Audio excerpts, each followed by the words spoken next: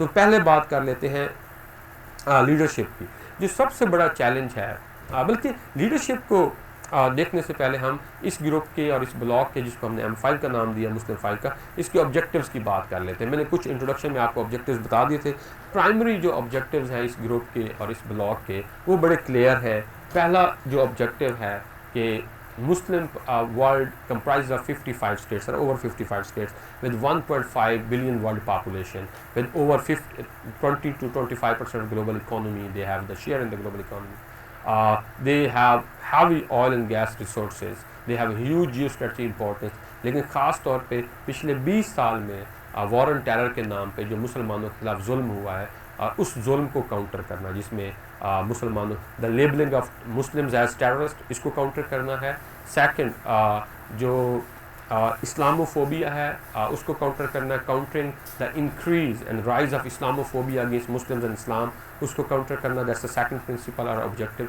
तीसरा जो objective principal है, that to resolve the Muslim disputes, the territorial disputes and other disputes in the regional politics and global power politics, to provide a sound voice and a powerful leadership to the Muslim world and Muslim population, so that they can feel that they have a leadership and their issues are being addressed in international affairs and international politics. जिसमें ख़ास तौर पे जो फ़लस्तीन का issue है उसको address करना और उसको हाईलाइट करना और उसके सोल्यूशन की लिए लॉबिंग करना, जो कश्मीर का इशू है उसको एड्रेस करना, हाईलाइट करना, लॉबिंग करना। इसी तरह फिर जो मुस्लिम वर्ल्ड के अंदर अमेरिका की इन्वॉल्वमेंट है, ख़ास तौर पे जो सिविल वॉर्स हो रही है सऊदी अरेबिया, यमन और सीरिया के अंदर, लीबिया के अंदर, उसको एड्रेस करना। और फिर ब्रॉडली जो है बोस्निया का इशू है, या जो मुसलमानों के खिलाफ और जो जुल्म हो रहा है उसको, और जो रीजनल ग्लोबल पावर पॉलिटिक्स है उसमें मुसलमानों का एक फेयर शेयर लेना इन terms of both policy making and interest, economically भी और पोलिटिकली भी।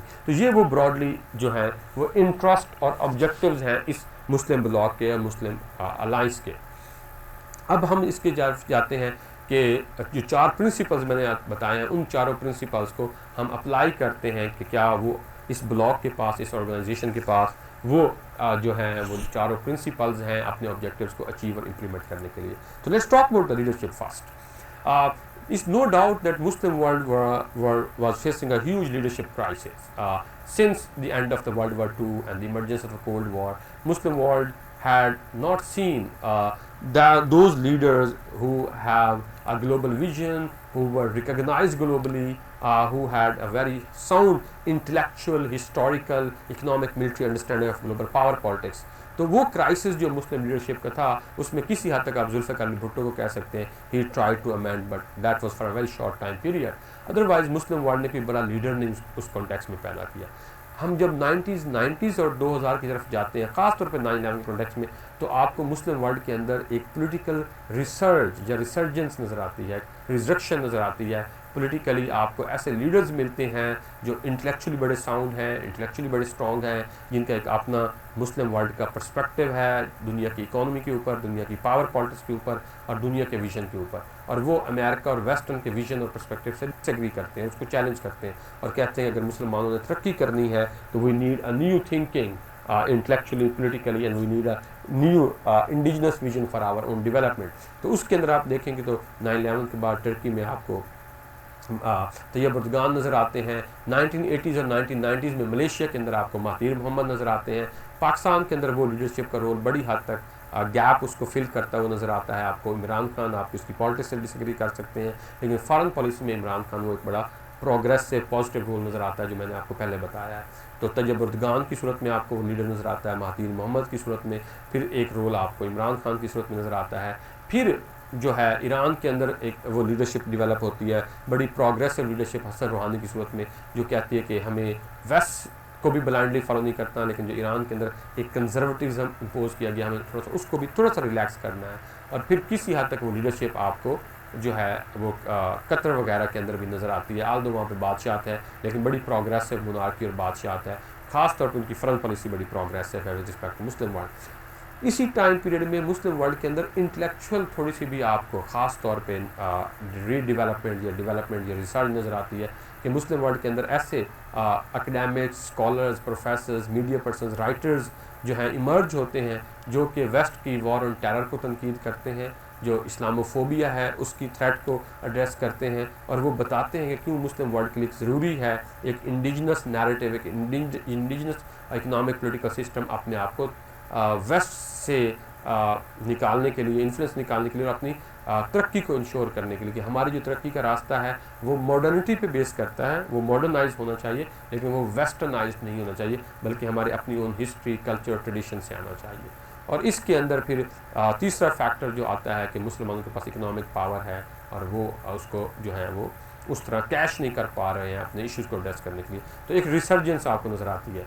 इसका हम एनालिसिस बाद में करेंगे। दूसरा फैक्टर जो है वो इकोनॉमिक फैक्टर है। तो अगर हम इकोनॉमिक फैक्टर को स्टडी करें तो इकोनॉमिकली ये पावर ब्लॉक बड़ा स्ट्रॉन्ग और साउंड नज़र आता है कि जो किसी भी ऑर्गेनाइजेशन और ब्लॉक की जो सक्सेस के लिए और अपने ऑब्जेक्टिव को अचीव करने के लिए जो इकोनॉमिक वायबिलिटी है वो आपको इस ब्लॉक में नज़र आएगी। इसमें आपको टर्की नज़र आएगा जो एक दुनिया की टॉप 15 पावरफुल इकोनॉमीज़ में शामिल है, इंडस्ट्रियलाइज्ड इकोनॉमी है, और मिलिट्री इकोनॉमी के अंदर, मिलिट्री टेक्नोलॉजी के अंदर, मिलिट्री डेवलपमेंट के अंदर वो काफ़ी हद तक जो है वो इंडिपेंडेंट है, ऑटोनोमस है, मिलिट्री इंफ्रास्ट्रक्चर मैन्युफैक्चरिंग करता है।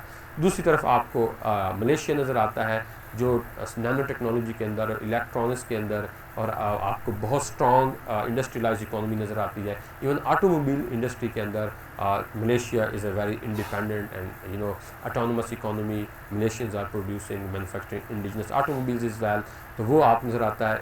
अगर ईरान की तरफ हम जाएँ तो ईरान जो है वो आपको एक बड़ी स्ट्रॉन्ग इकोनॉमी नज़र आता है in terms of member of OPEC, और एक ऑयल और गैस प्रोड्यूसिंग इकोनॉमी होने की वजह से। तो ऑयल और गैस की वजह से फिर आपको पता है कि ईरान जो है वो एक पावरफुल रीजन में भी जो है जोग्राफिकली जो है लोकेटेड है, उसकी आगे हम बात करते हैं। और फिर उसके बाद आपको कतर नज़र आता है, और आपको पता है कि कतर जो है वो इकोनॉमी के लिहाज से दुनिया की सबसे ज़्यादा नेचुरल गैस प्रोड्यूस करता है। लिक्विड नेचुरल गैस के लिहाज से वो एक बहुत बड़ी इकोनॉमी है, और उसकी दुनिया की ग्लोबल इकोनॉमी में शेयर भी बहुत ज़्यादा है गैस में और ऑयल में। अब जो पांचवा मुल्क है वो पाकिस्तान है, और इकोनॉमी के लिहाज से पांचवा मुल्क पाकिस्तान जो है वो through out the history of Pakistan वो चैलेंज फेस करता रहा है। तो ये वो वह मुल्क है जो इस M5 ब्लॉक के अंदर थोड़ा सा इकोनॉमिक चैलेंजेस को फेस कर रहा है, लेकिन अगर बाकी 4 मुस्लिम स्टेट्स की तरफ से सपोर्ट मिलती है तो इस इकोनॉमिक प्रॉब्लम और चैलेंज को एड्रेस किया जा सकता है। तो there exist an economic viability in this M5 Muslim power bloc to implement and pursue their objectives and agenda. तीसरा जो फैक्टर है वो हमने बात की जियो स्ट्रेटजिक फैक्टर की। तो जियो स्ट्रेटजी के लिए तो नो डाउट ये जो M5 ब्लॉक है ये एक आइडियल स्ट्रेटजिक इंपॉर्टेंस रखता है। इसकी जो जियो स्ट्रेटजिक लोकेशन है शायद वो किसी हद तक इतनी इंपॉर्टेंट है जिस तरह यूरोपीय यूनियन की किसी स्टेज पे जियो स्ट्रेटजिक इंपॉर्टेंस होती थी जब यूरोपीय यूनियन अपने पीक की तरफ जा रहा था। तो वो क्या इसकी जियो स्ट्रेटजिक इंपॉर्टेंस है, मैं थोड़ा सा आपको एक्सप्लेन कर देता हूँ। अगर आप देखें तो एक तरफ इस M5 ब्लॉक में पाकिस्तान, ईरान और टर्की नज़र आता है। अब अगर आप पाकिस्तान को वर्ल्ड मैप पे देखें तो पाकिस्तान का बॉर्डर लगता है ईरान के साथ, और ईरान का बॉर्डर लगता है टर्की के साथ। तो एक लैंड रूट क्रिएट किया जा सकता है इकोनॉमिक एक्टिविटी के लिए और मिलिट्री मोबिलिटी और एक्टिविटी के लिए, कॉमन मिलिट्री डिफेंस के लिए पाकिस्तान, ईरान और टर्की तक। और ये वो रूट है जो साउथ एशिया से होता हुआ मिडल ईस्ट में जाएगा, ईरान, और फिर ईरान से यूरोप की तरफ जाएगा टर्की के बॉर्डर के ऊपर। Extremely important strategic location. अब दूसरी तरफ आ जाते हैं कतर और मलेशिया की तरफ। अब कतर जो है वो बिल्कुल अरेबियन सी के ऊपर खड़ा हुआ है, और पाकिस्तान और कतर जो है वो अरेबियन सी में अपनी सी टेरिटरी शेयर करते हैं। तो इस मिलिट्री ब्लॉक के अंदर एक स्ट्रॉन्ग नेवल पोजीशन भी आपको नज़र आती है कि सी के अंदर सिक्योरिटी और इकोनॉमिक ट्रेड एक्टिविटी की मोबिलिटी के लिए और प्रोटेक्शन के लिए जो आपको नेवल स्पेस चाहिए थी, तो वो भी आपको अरेबियन सी में पाकिस्तान की गवादर से कतर तक वो आपको नेवल और सी टेरिटरी भी मिलती है, और आपकी एक स्ट्रॉन्ग नेवल मिलिट्री कैपेबिलिटी भी बनती है।